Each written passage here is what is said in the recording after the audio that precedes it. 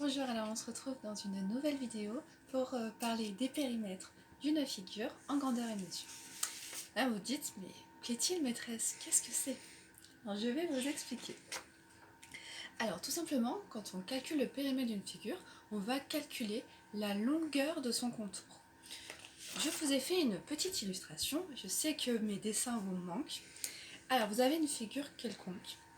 Et cette figure, je vous ai redessiné en marron en fait le contour. Parce que quand on calcule bien la longueur, c'est bien ce contour qui nous intéresse, ce n'est pas l'intérieur.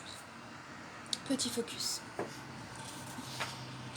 Alors, première étape, on s'intéresse aux figures quelconques, c'est-à-dire celles qui n'ont pas de propriété particulière. Voici une figure quelconque. Au cas où vous n'ayez pas remarqué, je vous l'ai notifié ici. Quand on calcule le périmètre d'une figure quelconque, on va juste ajouter ses côtés. Côté, plus côté, plus côté, plus côté, plus côté. Ici, j'ai 5 côtés. 1, 2, 3, 4, 5. Donc, j'aurai 5 côtés à additionner. Alors, je vous ai agrandi la figure et je vous ai donné donc ces mesures. On a AB 5 cm, BC 6 cm, CD 3 cm, DE 4 cm et EA 2 cm. Eh bien, ces côtés, je vais simplement les additionner. Je saurai que le périmètre de ma figure fait 20 cm. Et maintenant, les figures particulières. Alors là, les figures particulières, ce sont juste les polygones avec des propriétés, comme on a déjà pu l'observer en géométrie. Là, vous devez être carrément au taquet. Tout d'abord, un petit point vocabulaire, parce que vous allez rencontrer beaucoup d'abréviations. P pour périmètre, c'est très local. C pour côté. Grand L, donc L majuscule pour longueur, et petit l, L minuscule pour largeur. Alors la formule du carré, c'est côté x 4. On sait que le carré, sa propriété principale, c'est que tous ses côtés sont de même longueur. Donc là, c'est pas bien compliqué.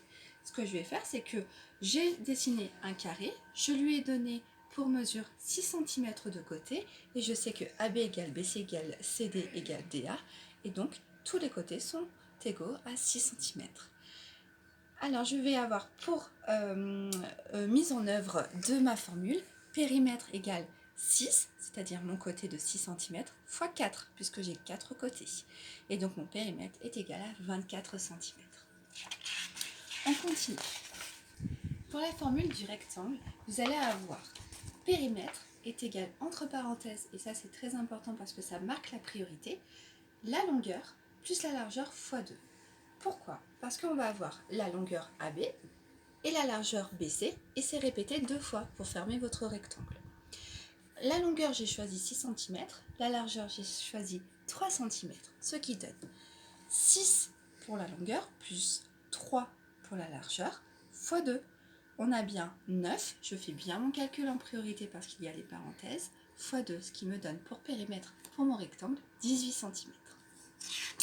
Enfin, la formule du triangle équilatéral. Attention, c'est uniquement pour le triangle équilatéral. Pour les autres triangles, on applique tout simplement, comme pour les figures quelconques, côté plus côté plus côté.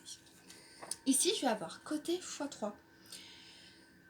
Les côtés de mon triangle équilatéral, j'ai donné comme mesure 5 cm. Et bien, on retrouve un peu la même chose qu'on avait vu pour le carré, sauf que là, on n'a que 3 côtés, donc on multiplie par 3. J'ai 5 pour mon côté fois 3, ce qui me donne un périmètre de 15 cm.